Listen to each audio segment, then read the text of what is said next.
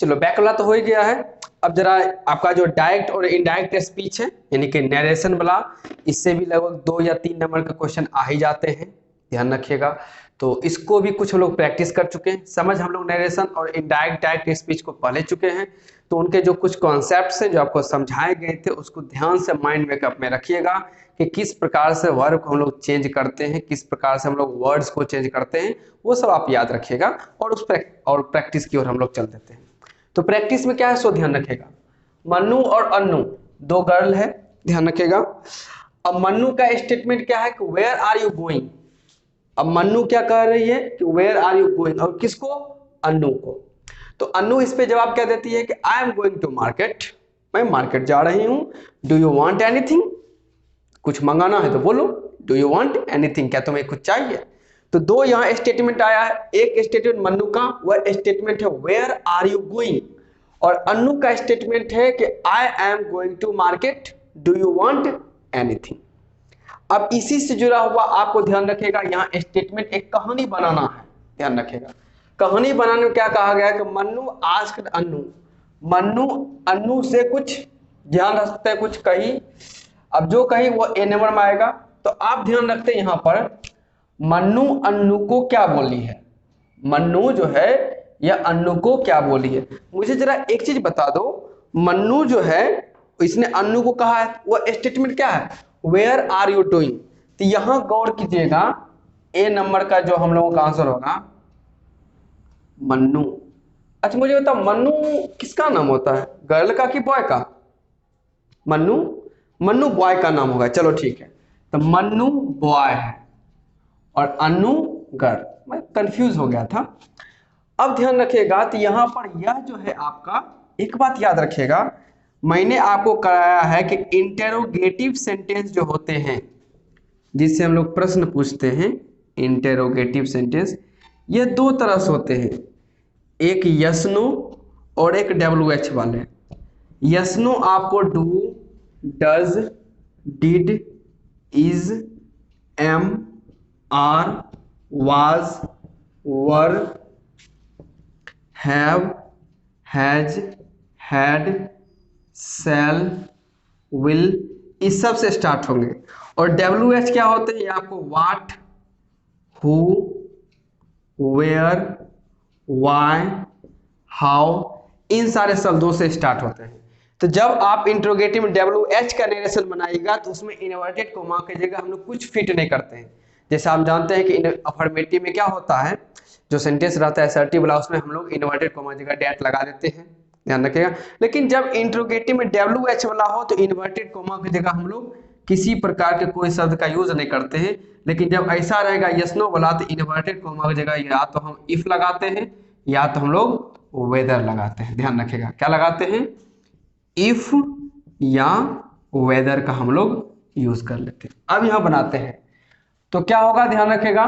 तो यह आपका WH वाला है, इसको ऐसे ही छोड़ देते हैं तो वेयर। लेकिन ध्यान रखिएगा कि इंटेरोगेटिव सेंटेंस को जब आप स्पीच चेंज करते हैं तो जैसे यहाँ क्या है कि पहले वर्ब तब सब्जेक्ट है, लेकिन जब हम लोग इनडायरेक्ट बनाते हैं तो पहले सब्जेक्ट तब वर्ब का यूज करते हैं। यानी इन्वर्टेड कोमा के अंदर रहता है मेन स्टेटमेंट, तो उसमें इंट्रोगेटिव के लिए सब्जेक्ट से पहले वर्ब। लेकिन जब उसको इनडायरेक्ट स्पीच करते हैं, मतलब डायरेक्ट से इनडायरेक्ट मिलाते हैं, तो पहले सब्जेक्ट मतलब WH वाला वर्ड जो है वेयर को, इसको सेम रख देंगे और तब लाएंगे पहले सब्जेक्ट। तो सब्जेक्ट में कौन है, यू, लेकिन यू सेकंड पर्सन है और सेकंड पर्सन चेंज होता है किसको देखकर, ऑब्जेक्ट में। और ऑब्जेक्ट कौन है, ऑब्जेक्ट वह होता है जो बात को सुन रहा है। तो मन्नू ने तो कहा, सुनी कौन, अन्नू, तो अन्नू इस सेंटेंस का क्या हुआ, क्या हुई, ऑब्जेक्ट। अब यू ध्यान रखेगा, जब ऑब्जेक्ट अन्नू को देखकर चेंज होगा तो उसके लिए सब्जेक्ट में कौन आ जाएगा, सी। अब यहाँ आर जो होता है वो वाज या वर्ड बदलता है, ये याद रखिएगा कि इज, आर, एम को हम लोग वाज और वर्ड में क्या कर देते हैं, चेंज। तो स्टेटमेंट बन गया सी वाज, और जो बचा हुआ है गोइंग का गोइंग। और इंटरोगेटिव क्वेश्चन अब हट जाएगा, अब आ जाएगा फुल स्टॉप। तब आपका आंसर क्या बना, वेयर सी वाज गोइंग। अब बी नंबर में देखते हैं, बी में कहा गया अन्नू रिप्लाइड, और एंड से पहले, एंड मतलब क्या हुआ, यहां तक का अभी आपको बनाना है। तो अन्नू क्या रिप्लाई की, तो अनु रिप्लाई की I am going to the market. अब यह सेंटेंस जो अफर्मेटिव सेंटेंस है, यानी कि इसमें पहले सब्जेक्ट है और पहले और तब क्या है, वर्ब है। तो जब ऐसा सेंटेंस रहता है जो आप सिर्फ स्टेटमेंट बोल देते हैं कि he has taken breakfast, he has gone to market, I will do it, ऐसा जब स्टेटमेंट रहता है सिंपल सा कि पहले सब्जेक्ट फिर क्या रहता है, वर्ब, तो इसमें इन्वर्टेड कोमा की जगह हम लोग डैट का यूज करते हैं, इन्वर्टेड कोमा की जगह डैट का यूज कर लेते हैं। तो यहां क्या करेंगे, सबसे पहले अनु जो रिप्लाई की है तो उसके लिए क्या लगा देंगे, डैट। अब डैट के बाद आई फर्स्ट पर्सन है और फर्स्ट पर्सन चेंज होता है सब्जेक्ट देखकर, तो सब्जेक्ट में कौन है, खुद अन्नू है, क्योंकि यह स्टेटमेंट किसका है, अन्नू का है। तो आई चेंज किसको देखोगा, अन्नू को, तो इसके लिए आई की जगह क्या हो जाएगा, सी। फिर वही बात एम जो है किसे बदलता है, तो इज आर एम को हम लोग वाज और वर में हम लोग चेंज कर देते हैं, तो सी के साथ लग जाएगा वाज। उसके बाद जो भी बचा हुआ है गोइंग टू मार्केट हमने रख दिया, ध्यान रखिएगा। तो पहला का आंसर हुआ वेयर सी वाज गोइंग, दूसरा का आंसर होता है she that she was going to market. Number C में आते हैं, एंड सी फर्दर आस्क्ड, और उसके बाद वो पूछी है, अनु क्या इंट्रोगेट करने की कोशिश की, तो उनका जो इंट्रोगेटिव था वो डू यू वांट एनीथिंग, तो वहां जो है डू यू वांट या इंटेरोगेटिव है, इंट्रोगेटिव में कौन सा, या यस नो वाला है, देख रहे हैं जब डू और डज से स्टार्ट होता है तो इसमें इन्वर्टेड कोमा की जगह क्या लगाते हैं, इफ या वेदर का यूज करते हैं। तो सी फर्दर आस्क्ड, अब यहां पर ध्यान रखेगा, पहले तो इफ लगा दीजिए या आपका चॉइस होगा तो वेदर लगा दीजिए। उसके बाद क्या करते हैं, वह जो इंट्रोगेटिव है उसको हम लोग अफर्मेटिव में चेंज करते हैं, यानी पहले सब्जेक्ट तब क्या लगाएंगे, वर्ब। अब यहाँ डू यू वांट एनीथिंग, यह अनु का स्टेटमेंट है, अनु पूछी है डू यू वांट एनीथिंग, तो जो बात को सुन रहा है उसी से पूछा गया है, तो यहां पर जो यू आया है ये किसके लिए, मन्नू के लिए। तो यदि यहाँ यू है, अब मन्नू को यहाँ रखेंगे तो मन्नू तो खुद आएगा नहीं, इसलिए वो अपना प्रोनाउन क्या भेज देगा, ही। और एक बात याद रखिएगा, इंटेरोगेटिव में यह जो डू है और यह वांट है, तो इसको जब चेंज करते हैं इंट्रोगेटिव में तो सिर्फ आप वर्ब का दूसरा फॉर्म लगा देते हैं, कौन सा फॉर्म, दूसरा फॉर्म। तो यहाँ डू हट जाता है और वांट का दूसरा फॉर्म क्या जाता है, वांटेड। तो इफ ही वांटेड एनीथिंग का एनीथिंग, और इंट्रोगेटिव सेंटेंस हटाकर क्या लगा देते हैं, फुल स्टॉप लगा देते हैं। तो ये रहा आपका पहला नरेशन जो हम लोगों ने क्या कर दिया है, चेंज कर दिया है। अब आते हैं नीचे में, या फिर से एक बार समझ लेते हैं। वेयर इंट्रोगेटिव वर्ड था, WH वाला सेव रख दिए, यू चेंज हुआ अनु को देखकर, सी आर चेंज हुआ वाज और में, तो सी के साथ वाज, गोइंग का गोइंग। फिर हमने देखा कि यहाँ था कि अनु रिप्लाई क्या दी, I am going to market, यह एक अफर्मेटिव सेंटेंस था। अफर्मेटिव सेंटेंस यदि है तो हम लोग इन्वर्टेड कोमा जगह के साथ पहले क्या लगाते हैं, दैट। आई चेंज होगा अनु को देखकर, सी एम चेंज होता है वाज या वर्ड में, तो सी के साथ वाज और गोइंग टू मार्केट। फिर हमने देखा कि आगे लिखा हुआ था एंड सी फर्दर क्या है, आस्क्ड, तो पूछने की बात है, तो डू यू वांट एनीथिंग कह दिया गया है। तो यहाँ पर ये आपका इंट्रोगेटिव में यस नो वाला है, तो इन्वर्टेड कोमा की जगह हम लोग इफ लगा देते हैं। यू किसको देखकर चेंज होगा, मन्नू को देखकर, तो इसके लिए सब्जेक्ट कौन आया, ही आया। और जब आपको इंट्रोगेटिव सिंपल प्रेजेंट में नजर आएगा, यानी डू और वांट, मतलब सब्जेक्ट्स पहले डू डज और तब वर्ब का फर्स्ट फॉर्म नजर आएगा, तो आपको मेन जो वर्ब रहता है उसको सिर्फ वर्ब के सेकंड फॉर्म में आपको चेंज करना रहता है। तो इसलिए वांट का हम लोग क्या लिखते हैं, वांटेड लिखते हैं, और एनीथिंग का एनीथिंग छोड़ देते हैं। हो गया। अब आते हैं अगला क्वेश्चन में। नेक्स्ट है, यहाँ सुनीता और नीतू यानी दोनों गर्ल हैं। चलिए, तो सुनीता और नीतू क्या है, सुनीता का स्टेटमेंट है कि tomorrow is your birthday, what do you want as a gift. तो सुनीता नीतू को पूछती है कि tomorrow is your birthday, what do you want as a gift, ये इनका स्टेटमेंट हुआ। नीतू इस पे रिप्लाई करती है कि that is a lovely thought, but I don't want anything. मतलब सुनीता कुछ कहती है कि कल आपका बर्थडे है या तुम्हारा बर्थडे है, तो तुम्हें गिफ्ट के रूप में क्या चाहिए। तो नीतू कहती है कि यह तो बहुत अच्छा विचार है, लेकिन मुझे कुछ नहीं चाहिए, आई डोंट वांट एनीथिंग। अब इसका ध्यान रखिएगा, यहाँ पे आपका स्टेटमेंट देख लेते हैं। तो इसका आंसर कहाँ लिखे हैं, चलिए यही लिखते हैं। इसको थोड़ा मैं मिटा दे रहा हूं, लेकिन याद रखिएगा ए नंबर में। सुनीता नीतू से कही since the next day was her birthday. तो यहाँ बर्थडे तक का तो स्टेटमेंट तैयार हो गया है, आगे का स्टेटमेंट आपको देखना है। तो क्या आगे का स्टेटमेंट क्या है, what do you want as a gift. ये व्हाट डू यू वांट, तो ये तो इंट्रोगेटिव हो गया, इंट्रोगेटिव में भी WH वाला, तो सबसे पहले व्हाट को वैसे ही रख दीजिए व्हाट। और ये डू वांट, मैंने कहा था डू के साथ जब वर्ब का पहला फॉर्म आता है सिर्फ मेन वर्ब, यानी वांट का हम लोग सेकंड फॉर्म करते हैं, तो वांट का वांटेड करेंगे, लेकिन पहले सब्जेक्ट से तो बात कर ले। तो सब्जेक्ट में कौन है, यू। अब सुनीता जब यह बात बोलेगी तो किसको बोलेगी, नीतू को। तो यू कौन हुआ, नीतू, तो उसका सब्जेक्ट क्या हुआ, सी। बात समझ रहे हैं, यू किसके लिए आया है, नीतू के लिए, और नीतू के लिए सब्जेक्ट क्या होता है, सी। उसके बाद वांट का क्या हो जाता है, wanted, what she wanted as a gift, और लास्ट में फुल स्टॉप हो गया। नंबर बी में आते हैं, नीतू रिप्लाई, इस पे नीतू रिप्लाई करती है, क्या रिप्लाई करती है, that is a lovely thought. But यानी यहां से अभी छोड़ दीजिए क्योंकि बट के बाद आगे का आंसर आएगा, तो फिलहाल हम लोग इतना दूर से देख लेते हैं। तो एक बात को गौर कीजिएगा, यहां जो नीतू रिप्लाई की है that is a lovely thought, ये एक सिंपल सा सेंटेंस है जिसमें पहले सब्जेक्ट फिर क्या है, वर्ब है। तो जब सब्जेक्ट और पहले वर्ब है तो आपको इन्वर्टेड कोमा की जगह क्या लगाना पड़ेगा, डैट। तो वह डैट यहां लिखा हुआ है, जो इन्वर्टेड कोमा के जगह पे डैट आना चाहिए वह डैट तो यहां लिख दिया गया। लेकिन गौर कीजिएगा तो यहां एक डैट सब्जेक्ट वाला भी है, एक डैट कौन सा वाला है, सब्जेक्ट वाला। जरा इसको समझते हैं, इस पे कंफ्यूज मत होइएगा। यहां यदि मैं कहूं तो स्टेटमेंट है कि नीतू सेड टू सुनीता, क्या कहिए कि that is a lovely thought, that is a lovely thought, ये बात बोला गया। अब इस पे गौर कीजिएगा, तो नीतू, तो सेड टू की जगह हम लोग रिप्लाइड यूज कर देते हैं कि क्योंकि नीतू रिप्लाई की है, किसको रिप्लाई की है, सुनीता को रिप्लाई की है।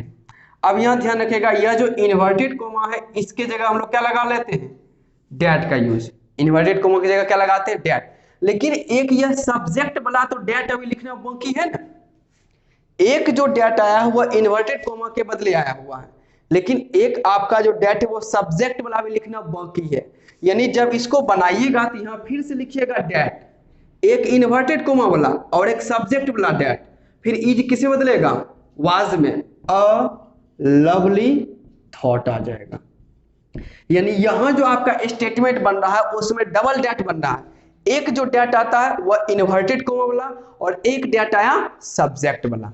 तो यहां गौर कीजिएगा ना, तो यहां पर डैट पहले से दिया हुआ है, तो बच्चे क्या समझते हैं, अच्छा ठीक है डैट आ ही गया, अब मुझे फिर से डैट लगाने की जरूरत नहीं है, तो वह सिर्फ क्या करेंगे, यहां से बनाएंगे सिर्फ, सिर्फ इज को वाज बदल देंगे और ए लवली थॉट, गलती वही हो जाएगी। आपको फिर से आंसर में डैट लिखना है क्योंकि यह डैट आया है इन्वर्टेड कोमा वाला, सब्जेक्ट वाला डैट अभी लिखना बाकी है। तो डैट और तब लिखिएगा इज की जगह वाज अ लवली थॉट, यह हुआ आंसर। नंबर सी में बट के बाद, तो बट के बाद क्या है, आई डोंट वांट एनीथिंग। तो आई किसको देखकर चेंज होगा, नीतू को देखकर, तो यहां लगा देंगे सी। और डू नॉट जो है ध्यान रखेगा, जब ये आपका निगेटिव सेंटेंस है, डू नॉट इंट्रोगेटिव तो है नहीं कि सिर्फ मेन का सेकंड फॉर्म कर दीजिएगा, तो यहाँ जब सिंपल निगेटिव रहता है तो उसको डू नॉट का डिड नॉट कर देते हैं, क्या कर देते हैं, डिड नॉट कर देते हैं। यहां जो आपका डू वाला हट गया था, हमने डू को कुछ नहीं कहा, सिर्फ वांट का वांटेड का, यह बात सिर्फ इंट्रोगेटिव में लागू होता है जब डू आता है तब। लेकिन यदि सिंपल सा स्टेटमेंट रहा जिसमें पहले सब्जेक्ट फिर डू डज आएगा तो उसको डिड में बदलिएगा, इस बात को याद रखिएगा।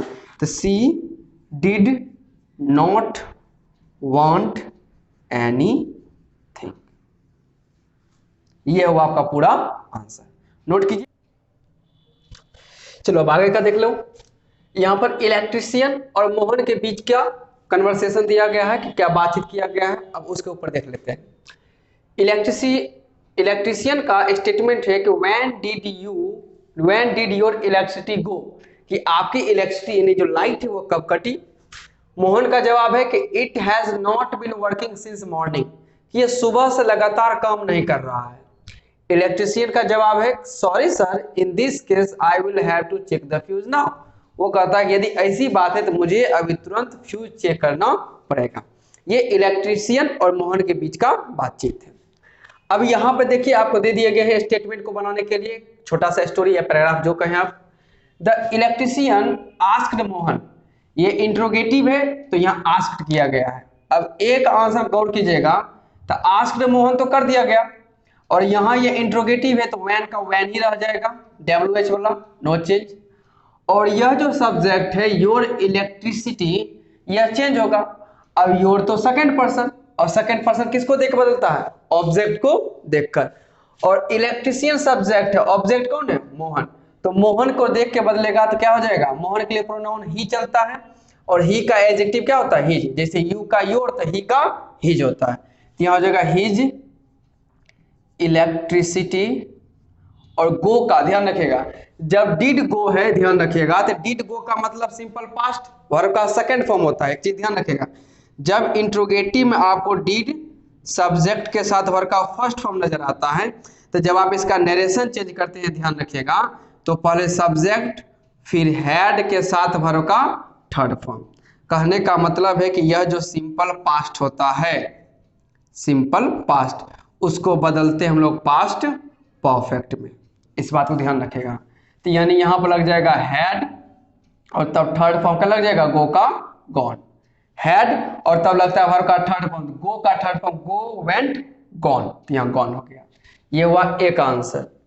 बी नंबर में देखिए, मोहन रिप्लाई डेट, मोहन ने रिप्लाई दिया, क्या रिप्लाई दिया है? यहां से ध्यान रख, तो मोहन रिप्लाई डेट, डेट तो लिख दिया गया, अब हमें सीधे यहां से बनाना इट। इट होता है थर्ड पर्सन, ध्यान रखिएगा, ही सी इट, बात समझे, ही सी इट, या किसी बॉय का नाम किसी गर्ल का नाम जो भी थर्ड पर्सन होते हैं उसको हम लोग चेंज नहीं करते हैं, तो इट का इट रह जाएगा। हैज चेंज होता है हैड में, ये ध्यान रखिएगा कि हैव और हैज यदि है तो उसको चेंज करते हैं हम लोग हैड में, तो यहां हो जाएगा इट हैड। अब बाकी बात जो सेम है लिख दीजिए, जो भी है, बीन वर्किंग सिंस इवनिंग, ये हमारा हुआ आंसर।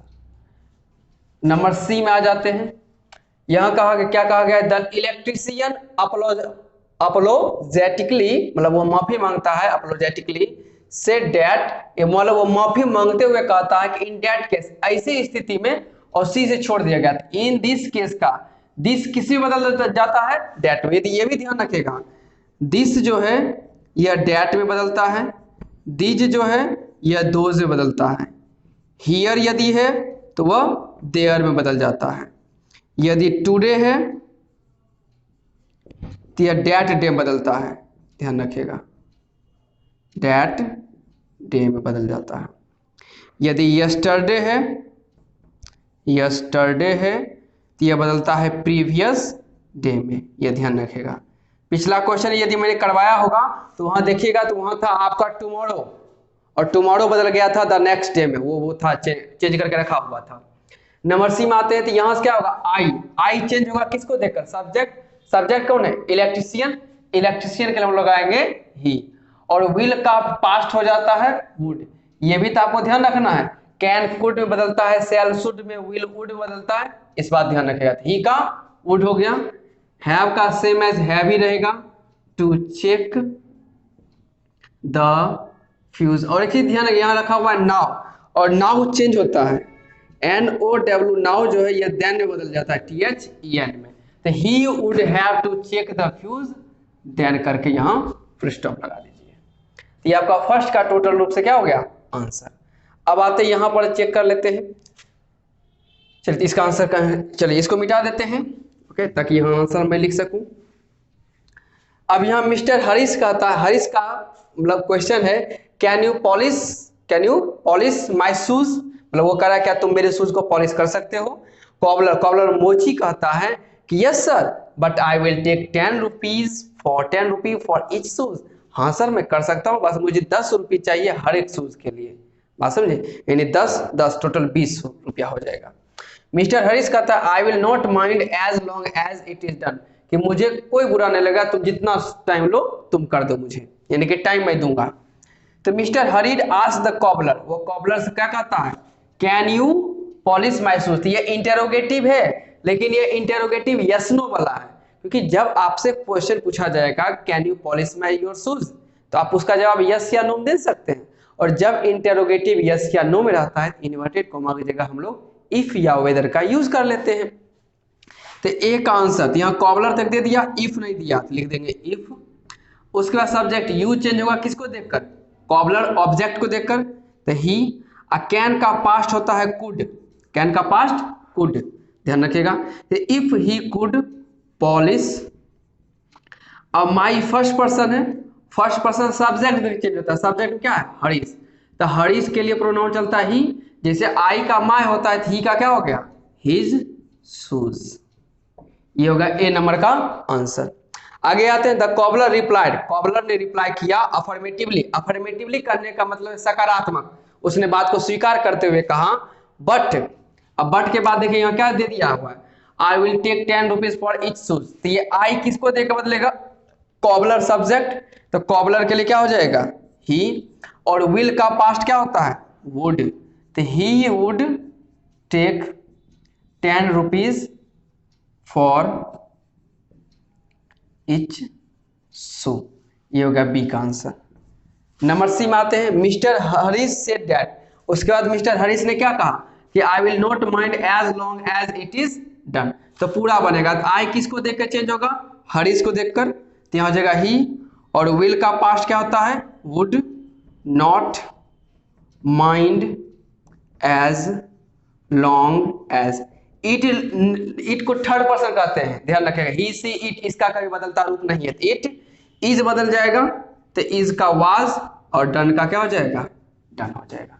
तो एक बार फिर से समझ लेते हैं, यहाँ पे इंट्रोगेटिव था WH बोला तो व्हेन हो गया, योर इलेक्ट्रिसिटी सब्जेक्ट है जिसे पहले लाना है, तो योर चेंज होगा मोहन का देखकर, तो मोहन के लिए क्या आता है हिज, तो हिज इलेक्ट्रिसिटी। और आपको याद क्या रखना है कि जब भी आपको डिड के साथ सब्जेक्ट साथ वर्ब का फर्स्ट फॉर्म रहेगा तो उसको हैड के साथ वर्ब का थर्ड फॉर्म में चेंज कर देना है।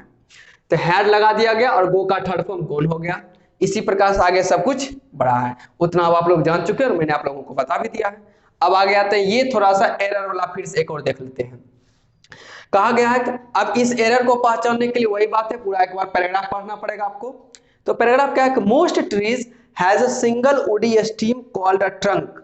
आपका ज्यादातर जो पेड़ होते हैं has a single woody steam, उसके जो स्टीम होते हैं मतलब जो स्टीम कर सकते हैं मतलब जो सीधे रहता है वह क्या रहता है सिंगल वुडी, एक ही लकड़ी का रहता है, कॉल्ड अ ट्रंक। ऐसे पेड़ को हम लोग क्या कहते हैं ट्रंक कहते हैं। whose supports a mass of branches, जो क्या करता है बहुत सारे ब्रांचेज को सपोर्ट करता है। जैसे पेड़ सीधा रहता है एक ही रहता है, बात समझे, उसमें ढेर सारे ब्रांचेज निकले हुए रहते हैं।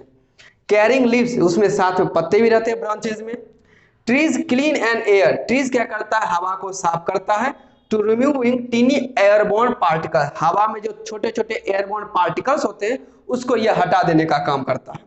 The leaves of grass gives out oxygen, और जो द लीव्स ऑफ ग्रास होता है मतलब जो पत्ते होते हैं यह क्या करते हैं ऑक्सीजन गिव्स आउट यानी कि रिलीज करते हैं, जिसको हम लोग ऑब्जर्व करते हैं। अब गौर कीजिएगा तो यहाँ पर तो most trees has a single woody steam called, तो यहाँ गौर कीजिएगा तो ट्रीज प्लुरल है, ट्रीज प्लुरल, और प्लुरल के साथ पता है आपको हैज नहीं यूज होता है, इसकी जगह क्या यूज होता है हैव। तो ध्यान रखिएगा हैज इनकरेक्ट, हैव है correct. The most trees have a single woody stem called a trunk whose supports, अब यहाँ गौर कीजिएगा कि whose, यहाँ ध्यान रखिए most trees has a single woody stem called a trunk, कि बहुत सारे पेड़ जिसमें एक ही सिंगल वुडी स्टीम रहता है उसको हम लोग क्या कहते हैं ट्रंक, जो सपोर्ट करता है मास ऑफ ब्रांचेज बहुत सारे ब्रांचेज को। तो यहाँ ध्यान रखिएगा यहाँ जो शब्द आ रहा है ये किसके लिए आ रहा है ट्रंक के लिए। और मैंने आपको बताया है कि हु का यूज हम लोग पर्सन के लिए करते हैं और विच का यूज आप चाहे एनिमल के लिए कर सकते हैं या थिंग के लिए कर सकते हैं, और हु का ही बनता है हुज। तो हु जब पर्सन के लिए आता है तो हुज भी किसके लिए आएगा पर्सन के लिए आएगा। तो यहाँ पर आपको नॉन लिविंग की बात करना है, ट्रंक की नॉन लिविंग है, तो यहाँ हुज नहीं क्या होगा विच। पढ़ के देखिए most trees have a single woody steam called trunk which supports होगा, हुज सपोर्ट्स नहीं। जैसे मैं कहूंगा हुज मार्कर इज दिस, ये मार्कर किसका है? हुज पेन इज दिस, तो हुज मतलब किसी व्यक्ति का होगा, तो यहाँ तो व्यक्ति नहीं, यहाँ क्या है? ट्रंक, जो कि नॉन लिविंग है, तो इसके लिए क्या लाते हैं हम लोग? विच। तो यहाँ हुज गलत है, इसके जगह आप लगाइए विच। हाँ, तो which supports a mass of branches carrying leaves, trees clean and air. अब यहाँ गौर कीजिए, एयर जो है ये काउंटेबल है कि अनकाउंटेबल है? क्या हम लोग एयर को काउंट कर सकते हैं? क्या इसकी काउंटिंग स्टार्ट हो सकती है? एक एयर, दो एयर, तीन एयर? नहीं ना। तो एयर अनकाउंटेबल है। अनकाउंटेबल है तो यहाँ आर्टिकल कैसे आ गया? मैंने आपको बोला था अनकाउंटेबल में हम लोग आर्टिकल ए और एन का यूज नहीं कर सकते हैं, तो ये तो गलत हो गया क्योंकि काउंटिंग तो हुई नहीं, तो एन हो गया गलत। लेकिन इसके जगह कोई जब तो आर्टिकल आएगा ना। अब ए और एन तो आने से रहा, अनकाउंटेबल के पहले बचा क्या चीज? आर्टिकल द, तो लगाइए यहाँ पे द, यहाँ एन करके क्या आ जाएगा? द। तो trees clean the air to remove tiny airborne particles. एक चीज ध्यान रखिएगा, यहाँ पर एरर है, टू रिमूविंग नहीं, टू रिमूव होता है। जैसे आप कहिएगा ना आई लाइक टू ईट, तो टू के बाद वर्ग का पहला फॉर्म आपने लगाया ना, फिर आप कह सकते हैं आई लाइक टू क्लीन, तो टू के बाद आपने क्लीन वर्ग का पहला फॉर्म लगाया। उसी प्रकार से हम कह सकते हैं I like to remove, I like to remove, तो टू के बाद में क्या लगा? रिमूव वर्ब का पहला फॉर्म। तो उसी प्रकार से आप कहेगा कि trees clean the air to remove होगा, to remove tiny airborne particles, तो यहाँ रिमूविंग गलत है, रिमूविंग गलत, इसके जगह पे क्या आएगा? रिमूव करके आएगा। अब गौर करते हैं यहाँ पर the leaves of grass gives out oxygen. अब यहाँ गौर कीजिएगा, तो यहाँ ध्यान रखिएगा गलत यहाँ वर्ब में है। आप सोच के देखिए, ये ऑफ प्रीपोजिशन है, प्रीपोजिशन के बाद ग्रास क्या आ जाएगा? ऑब्जेक्ट। प्रीपोजिशन के बाद ग्रास क्या होगा? ऑब्जेक्ट, जिसके अकॉर्डिंग हम लोग वर्ब का यूज तो कर नहीं सकते हैं। तो सब्जेक्ट में कौन है? लीव्स, यानी लीव्स इस सेंटेंस का बना हुआ है सब्जेक्ट। और लीव्स जो है ये प्लुरल है, क्योंकि जैसे लीफ होता है, लीफ मतलब एक पत्ता, लेकिन लीफ का प्लुरल होता है लीव्स, तो लीव्स एक से ज्यादा हो गया, एक से ज्यादा यानी कि प्लुरल। और प्लुरल के साथ हम लोग वर्ब का पहला फॉर्म लगाते हैं, और जब आपका सब्जेक्ट प्लुरल है तो इसके साथ वर्ब एस वाला कैसे? क्योंकि एस वाला वर्ब सिंगुलर होता है, तो यहाँ आपको बिना एस वाला चाहिए, तो यहाँ गिव्स गलत है, इसके जगह पे यूज होगा गिव। बात समझे? ये थे आपके इस प्रकार के क्वेश्चंस। चलिए नोट कीजिए सबको।